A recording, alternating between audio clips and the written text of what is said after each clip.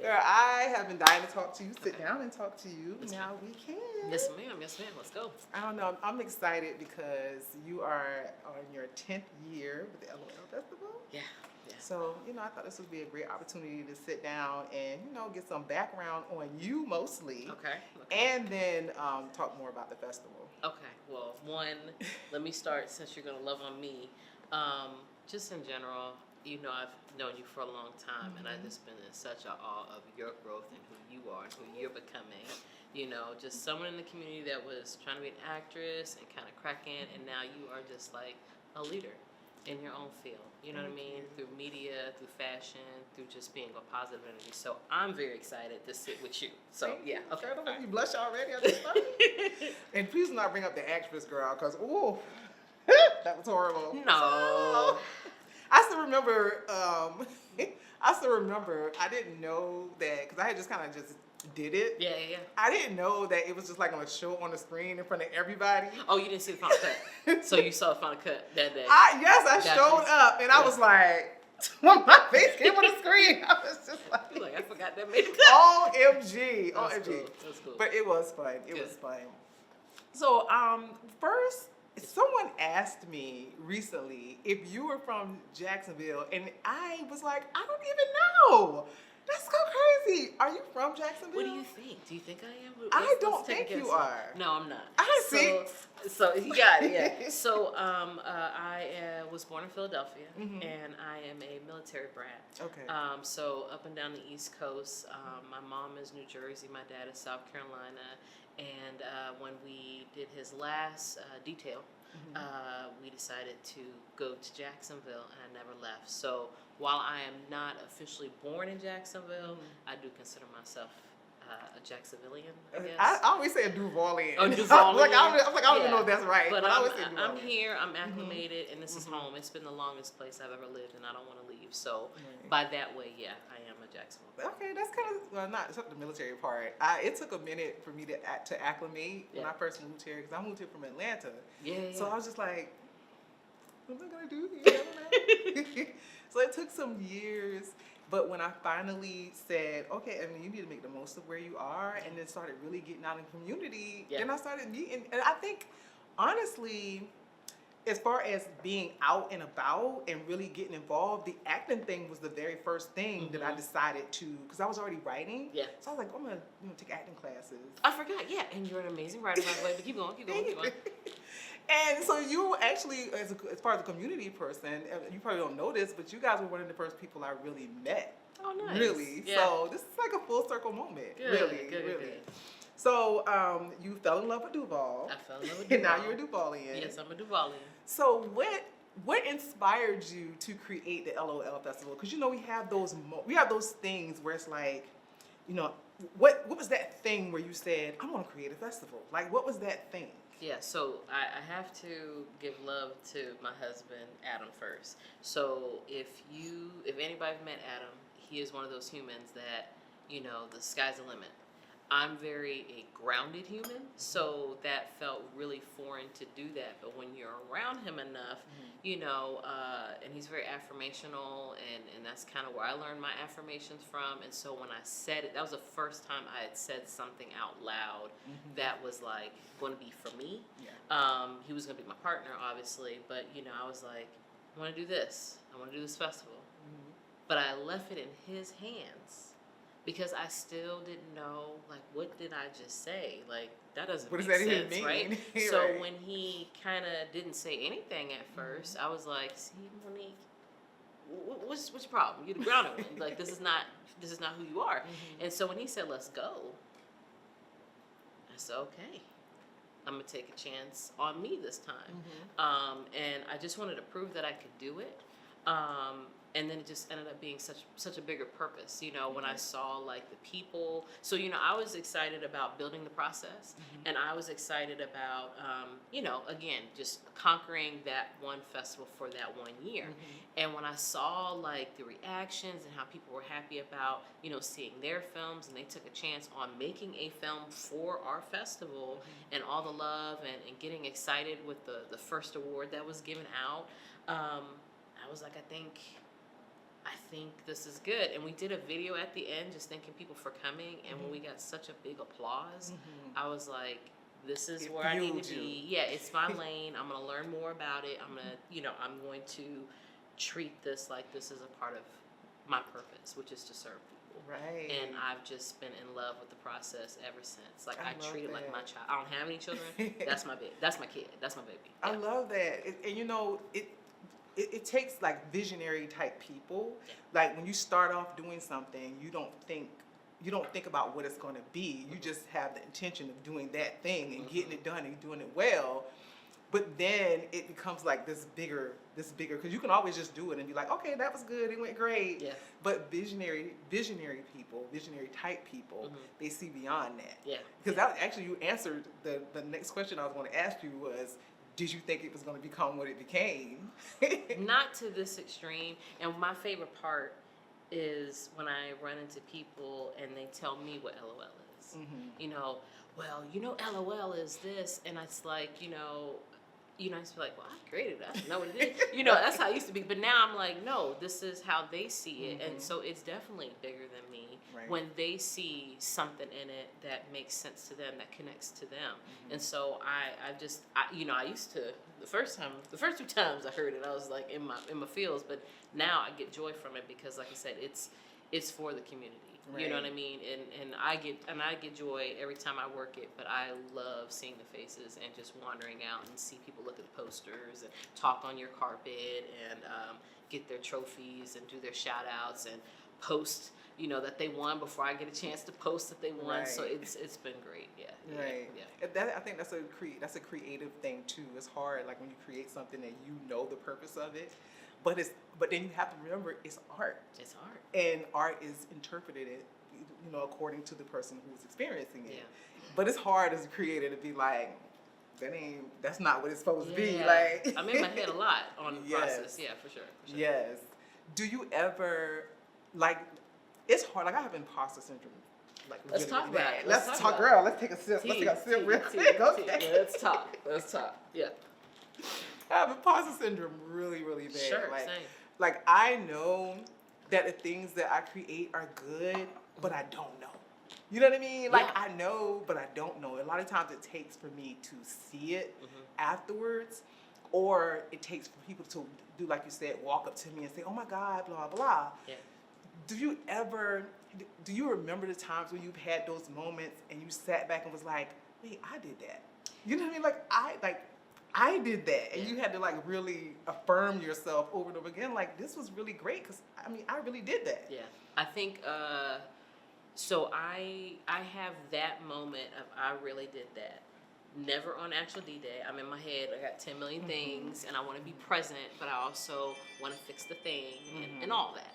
I have it the moment I go home, and when I go home and we've unloaded that truck.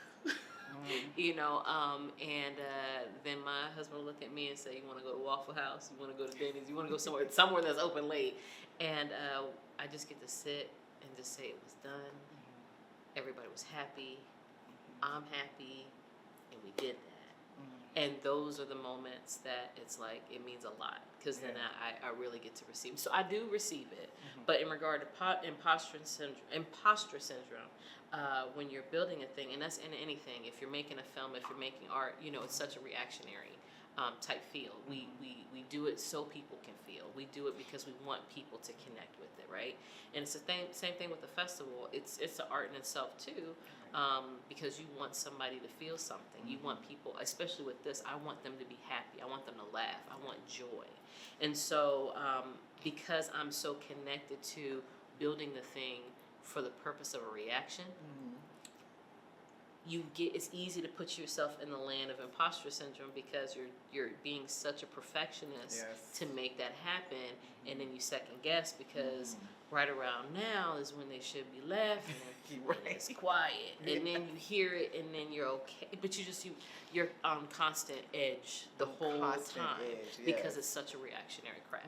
And so I've learned to just roll with it and go through with it, but I do, and that's why I've talked to you before about this, but whenever I'm done with the festival season, I do believe in when you've built something great, give yourself a moment to enjoy. Yes. And so that's why I take a break for like 2 or 3 months to just decompress, to spend time with family that I kind of had to put on the back burner because of this dream, and then also just to, again, just be proud of what I built and just let the people be proud of what they rode the wave with me. Yes. And so I've learned that's what helped eases the imposter syndrome, and then it pops right back up again right when it's time to start. So I get 3 months out the year where I don't have imposter syndrome at all. Right. But yeah, it's true, and honestly, figuring out how to erase it, I'm still working on that, but I know that we were not built to be that way, and that we are meant to be what we're supposed to be, in the rooms, building the thing, making our own table, making our own art our way, telling our stories our way, being behind the camera, in front of the camera our way. I know that is true, and I think that's why I keep pushing through, because even if my heart second guesses all of that, I know it's purposeful and we need to do what we're doing. So keep faking it until you figure it out, going, right? yes. Right. Yeah. I always try to tell myself that my ordinary is somebody else's exceptional. Yeah. Like, I have to tell myself that over and over again. Like, okay, you're regular. It's somebody else's extra. Yeah. Like, I mean, especially, it's 10 years. Yeah. Like, 10 years. Yeah. That's exceptional. Yeah. You know, because a lot of things don't make it for a lengthy period of time. 100%. You know? To your point, 1,000%. And because I'm a military brat, we're so used to every few years you're changing and switching up, whether it's a location, whether it's a different job, a different school for me. So I'm used to the rotation of things, and that things don't last. You have to move on from things. But being here since 1999, and it's the longest stint of stay, I did get itchy in year 6. You know, I'm supposed to be going somewhere else. I'm supposed to be doing a new thing. And I think living in this city and just, finding the love over and over again to stay. And then to the point to where it's like breathing. Now I can't see any other city I would like to be in. Right. You know what I mean?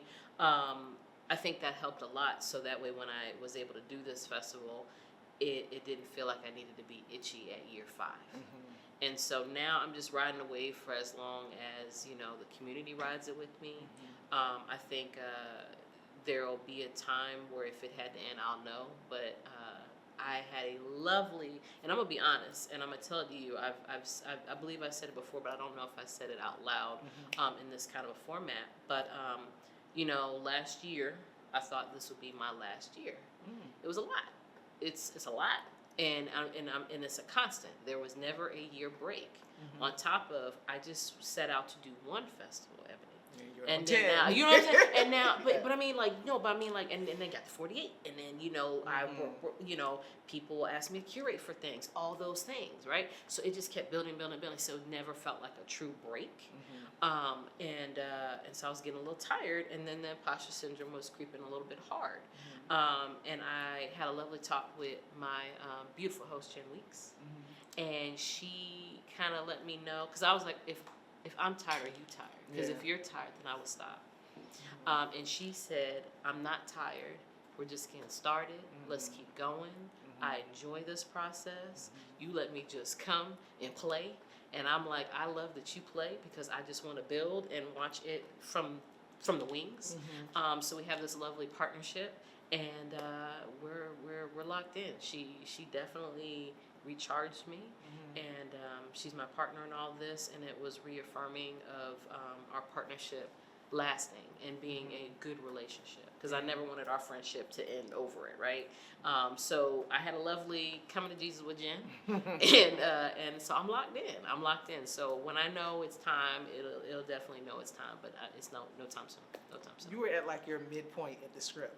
Yeah. That's a little I was hitting my midlife crisis in a tent. But so it was just. But I'm so grateful for her. I'm really grateful for her. Well, that is very good to have that. That type of support. Because even your family is working. Yeah, I put them to work. But they put me to work right back. So, my family will come and play, and then they'll be like, so these kids, who's going to watch these kids? Or, just, being there and letting them know that I love them too. So, I put them to work, but I work right back for them. So. No, that's helpful, though, especially when you have when you're doing something that massive, Yeah. to have that kind of support, because I can only imagine how difficult it would be without that. Right. You know? And they enjoy it too. Like they Yeah. really, you know, my mom and my husband's mom especially, they are like kids when they come. You know, they people recognize them and they want to talk to them and say hi to them. And then, you know, having my niece and like my nephew's too young to go, but he's like, "Can I go? Can I go?" So having the family support has been wonderful. Yeah. And then having even friends that are like family come and support has been major, and I wouldn't have it any other way. Yeah. I wouldn't have it any other way. I honestly think that is a big part of why LOL works.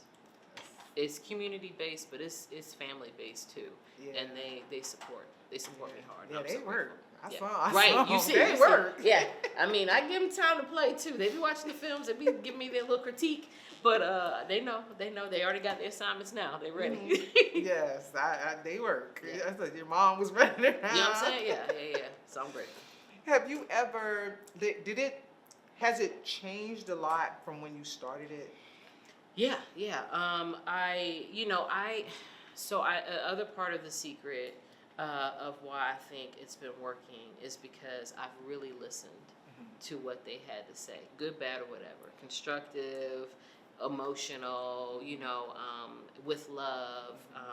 I really try to listen to what they want, and I'm willing to cater to that. So, you know, we started with year one. We started with just an Audience Choice Award, and then some filmmakers said, "I want more than one award." You know, I worked really hard on this. So then we had, you know, film awards, multiple awards, and you know, we had judges from out of town because a lot of the filmmakers said they wanted to make sure that nobody knew who they were, so they're being judged on the art and not for like, that's my friend. So, Yeah. you know, so that kind of thing. And then you know, being able to add a band, being able to add the vendors, growing with the venue,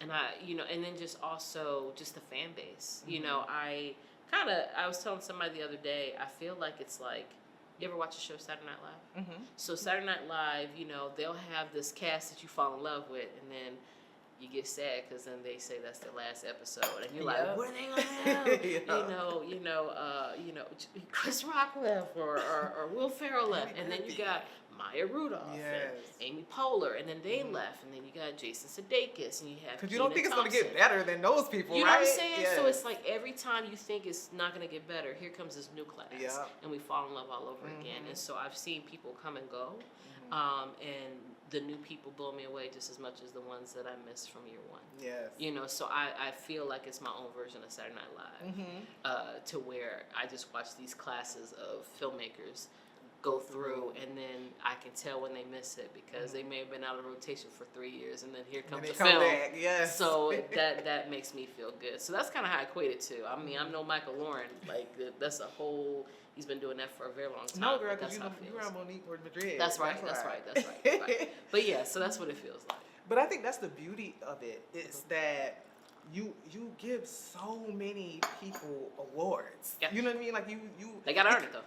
Oh, absolutely. But you know what I mean? Yeah, disclosure. But you really show the value of, because you know how when you work in a job, they'll say, you know, every position matters. It's not about management, and just because that's true. Yeah. You know what I mean? Even the makeup artists or the, you know, we were talking about. I mean, you can't get the boom operators award, sound, but it's sound. Yeah, you know what I mean? Like, because it all matters. It all matters. So I think you make all of them feel so special, because when we're interviewing them in the back, they are so excited when they come back there, like they really are, because it doesn't matter that it's not, you know, SNL. You know what I mean? Yeah. It matters that they created something and you honored them for it. Yeah. You know what I'm saying? And that's what matters. And it's become such a staple in the city. Yeah. And even in the films, I'll watch films and I'll see the trophies in the films, or I'll see the posters in the films. Like that's their own little Easter egg. Right. So that's like their little thank you, you know. And I've gone to people's homes and I've seen like these beautiful elaborate cases with the trophies. Yes. It's really, so yeah, to your point, they really love it, and I think it's because they love that The home team is doing their part to support, and I'm really grateful. It feels like a staple. In my mind, it still doesn't feel like that yet, because I just feel like you know, we talked about this. We just be making it do what it do on whatever dime we get. Yeah. You know what I'm saying? You know, don't worry about behind the scenes. Did you know? But so you know, so while I'm so in that, I think because I'm so in that mindset of just like, how can I make it work no matter what budget I got going on, and then to see it, I see it, but I just don't believe it until I see things like having conversations like this, or seeing the love that they put when they put it in the films as like an Easter egg, or going to somebody's house and they're very proud of it, or going to somebody's studio and seeing all the badges. And that's my art too. So like, for example, the trophies, that we design those, you know, and the same thing with the lanyards. I design those every year. So it's like my little art, because I don't get to film make as much as I used to because of this, and that's okay. You know, I'm not crying over that, but you know, those are my little ways of being an artist, of like creating these pieces. And I mean, I spent a lot of time trying to like make these pretty pieces, and to see them like showcase it with pride, that warms my heart. And but you know, that's I think you touched on something. It's the passion. You know, like you can not have a large budget and do an event and still make it look like it's a large budget. Oh, 1,000. Yeah, you notice. Yeah, and you notice. It's passion that does that, you know, because I've been to a lot of events, and you can tell the motivation behind an event by how the event goes. You know what I'm saying? Large budget or small budget. Yeah. If there's no passion, you can tell. Yeah.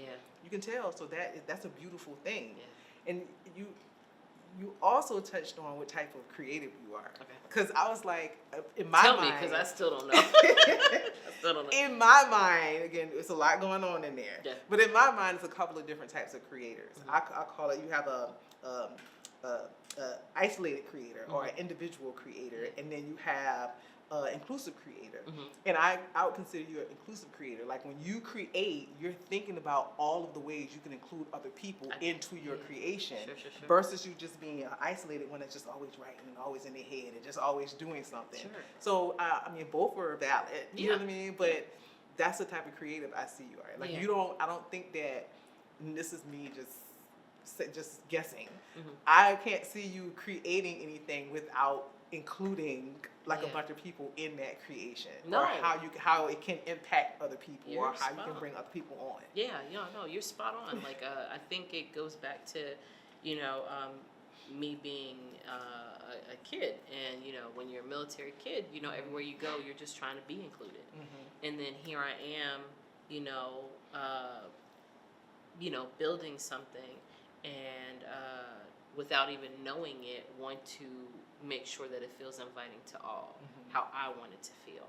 Not that no one ever made me feel that way. Anytime I finally came out my shell and interacted with people, it was always love, and I think that's why I don't mind whether I have imposter syndrome of not, you know, pushing to be in spaces that I know I'm meant to be in, or not worrying so much after it's done about, you know, how people feel. I know it was meant. It's always been that way my whole life. So I have that kind of quiet confidence. But yeah, I've always wanted to build things to where it felt like everybody could come and play. And I know when I was first in the community, it didn't feel so inclusive. Not that anybody didn't make it feel that way, so I just want to be clear with my words. But it's like, you look around, you're like, all right, you're the only same people. You know what I mean? And now it's just a new day to where it's like everybody's popping everywhere, and it's just a big rainbow. And that's how I've always had my world too. So that's again just a testament of how I was raised. You know, again, that military upbringing. You know, anybody in the military was your family. Everywhere you went was home. And so, you know, I don't see the world in a way of where, you know, no one's not included. You can't come to the party because you're this. Right. Everybody can come. And so that's the space I create. That's what makes it beautiful. You know, that's what makes it absolutely beautiful. Just the different perspectives, especially it's art. Yeah. You need different perspectives. Yeah. You know? So I'm going to ask you about Jen. Okay. How did that come to pass? Like, how did she become the host? Is that the only person you had in mind? Only person. And I'll tell you why. So I have a college girlfriend. Her name is Tiffany Wright. She knows a mutual friend of ours, Will Shoots. And so Tiffany was my college roommate, only college roommate. And she was having a birthday party, but she don't throw birthday parties no regular way. She always got to do it with art. So this time it was like a showcase. So she was doing a showcase, and Jen was performing at it, and that was the first time. I don't know their connection. I never really asked what their connection was, but I remember seeing her perform. And I don't even know if I told her that day, but I remember in my head I said, I don't even know. And mind you, I haven't even thought about a festival. That wasn't even nowhere on the radar. This was years later. I said, I would like to work with her some way, somehow. I loved her energy. I loved her genuineness. I thought she was a funny person in regard to her comic skills, but I thought she was just a really nice human.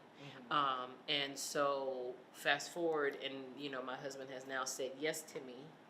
And, I said I wanted to be with stand-up comics. I want to bridge these worlds together. And at the time, I wasn't even thinking about multiple comics. I was just thinking about one comic. And, of course, I thought this comic could host it, kind of like Def Comic Jam. You know what I'm saying? Yes. So I just wanted to be like that. And I was like, I want Jen. And I was too nervous to ask her, but I asked her anyway. And she said yes. And I was like, if she says yes, and that man done told me I could do it, everything else is, and like we just became, at the time, we were 2 Madrids and a Jen. That was our little hashtag for each other, 2 Madrids and a Jen. And I was like, if them two are in, I will forever be in.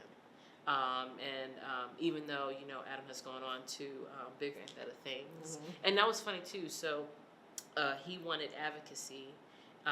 We always thought about doing something to be an advocate for a city, and that he's doing it now. So that felt really good but he's always still there to support. He's there on D-Day. Yeah, he is there. You know what I'm Working saying? too. So, you know what I'm saying? So he's still there. But yeah, I always said that if those two ever stopped, I will be okay with stopping. And like I said, that's why I reaffirmed with Jen, and she said she's in.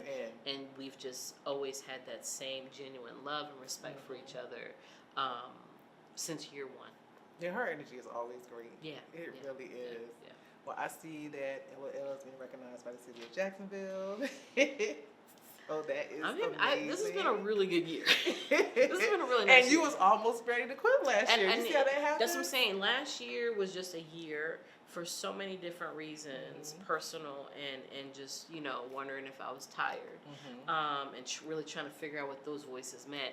And then when I locked in, then it seemed like goodness came back to back to back in such a milestone year. And so everything I've gotten was like a milestone type moment thing. So I've just been really leaning into it, and it's also taught me to just accept the flowers. Right. It's a little weird. Just say thank you. But I've been learning to just say Just thank say you. thank you, And just yes it is. Yes I Yes. did. And I'm cool with it. So this has been a year of really accepting some really cool joy things in my life. Well, you deserve it. I call y'all the majority. I call y'all royalty, Jacksonville royalty, Duval royalty. And you know what? If I definitely don't. I always laugh it off, but I definitely don't shun from it because it again just affirms that I'm planted. Absolutely. And I've my whole life it's never been a planting thing, or my roots never stayed long enough. We always uprooted and left. So this just affirms that I'm right in the city that I need to be. Okay. Yeah. Well, I just want to know one more thing, so I don't Yes, want to ma'am. keep you here all night. No, yeah. What is the future of LOL? What do you see for the future of LOL? So I was talking to Jen about this, and we want to give back. This is year 10, so we're just going to celebrate and just have fun and just wall out and just make it, just going down memory lane type feel. But next year we want to incorporate some way we can give back. And I know Jen, she did blessing bags, and she did it to where she would have people come to her when they come to her comic show. They would just, give like little toothpastes, whatever, to make these homeless bags. And then, you know, we would go to her church, and her church family would help build the bags, and then we would go out on New Year's Day and we would give those bags out. And then she quietly kind of stopped that, and I said, I kind of miss doing the blessing bags. What's going on? So she said that she wanted to incorporate it back, so we're going to incorporate that back next year, to where they can do that. And then even people in the community, you know, our filmmaking community, if they want to help us build those bags and then give it out, that'd be great, because that's now us giving back to people in the community that need us too. So it's one thing to support, you know, and pay artists when you can, and love and like, share all the things, but it's another thing too to, like, you know, for those that are in our community that really need each other, you know, and that are on some hard times. How can we as artists give back? And so that was one way. Jen thinks we can be doing some she envisioned that we could do like maybe workshops or things like that. So we're going to talk about that and see how we can incorporate that, if that's feasible. But it's just like one bite at a time. That's kind of how I've been doing it anyway, and that's been the secret of how it's been working. You know, I build something, and then once that's settled, then I add another component, and so that's kind of how it's been growing. So I definitely want to start with that blessing bag first, because I really enjoyed it. I had a good time a couple years in a row where she did it, and it was great. It was great. So yeah, that's the first At thing. least you already thinking about the future, so that's the beautiful part. Yeah. Because we're not quitting. No, I'm locked in. I've been saying I'm locked in. I don't even know, when I had that talk, it was such a somber feeling, and now I can say it, but like it's a total different tone with me now. I'm so locked in. Good. Yeah. Good. Well, I am excited to be doing the red carpet again. Yes, thank you. August 1st and 2nd Yes, at ma'am. WJCT. Yes, ma'am. Yes, So I'm looking forward to it. Yeah, I'm your so whole forward team. to it. Your whole team has been so wonderful with that, and just elevating it and making it. I really wanted to make it to where the artists feel so loved and supported by people like you and your team, and just like celebrated and feel like the artist and loved in their city. And you guys have elevated that moment for them, for me, and then I am really appreciative of how you guys operate during LOL. Yeah, We love doing it. Yeah. So we look forward to it, and thank you so much for coming on and having this conversation with me. You're very welcome. You deserve all the flowers. Thank you. All the Thank you. flowers. I'm receiving. I'm receiving. Thank you.